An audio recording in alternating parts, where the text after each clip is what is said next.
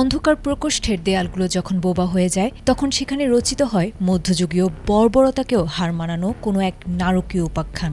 সভ্যতার আলো থেকে যোজন যোজন দূরে মরুভূমির তপ্তবালু আর ইসরায়েলি কারাগারের বদ্ধ কুঠুরিতে প্রতিনিয়ত দীর্ঘায়িত হচ্ছে এমন এক বিভীষিকা যা আধুনিক মানচিত্রের গায়ে এক দগদগে ক্ষত হয়ে দাঁড়িয়েছে, যেখানে গুমড়ে মরে মানুষের আর্তনাদ আর বিশ্ববিবেকের নীরবতা হয়ে ওঠে অপরাধের সবচেয়ে বড় সঙ্গী।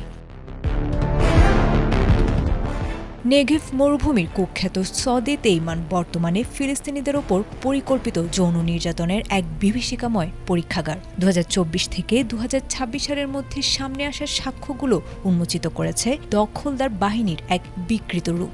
ইসরায়েলের সাবেক সেনা সদস্য শাহেল বেন এফ্রাইম নিজেই স্বীকার করেছেন, সেখানে বন্দীদের ওপর প্রশিক্ষিত কুকুর লেলিয়ে দিয়ে নির্যাতনের বিষয়টি বর্তমান বিশ্বে এক ওপেন সিক্রেট।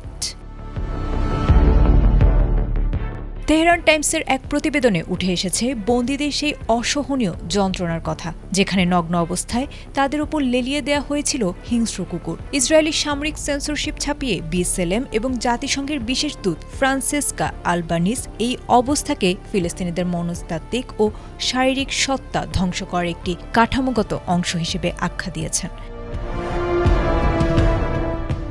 এই পাশবিকতার শিকার থেকে বাদ যাননি জনপ্রিয় ফিলিস্তিনি নেতা মারওয়ান বারঘুতিও।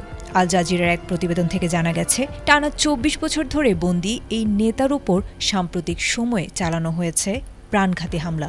গানত ও মেগিদ্দো কারাগারে বারবার তাকে রক্তাক্ত করার খবর জানিয়েছেন তার আইনজীবীরা। এমনকি 66 বছর বয়সী এই নেতার সেলে কুকুর ঢুকিয়ে তাকে শারীরিক ও মানসিকভাবে পর্যুদস্ত করা হয়েছে। ভাঙা পাঁজর আর ক্ষতবিক্ষত শরীর নিয়েও তিনি অবিচল থাকলেও ইসরায়েলি মন্ত্রী বেন গভিরের মতো কট্টরপন্থীরা এই অমানবিকতাকে সরাসরি উস্কানি দিয়েছে।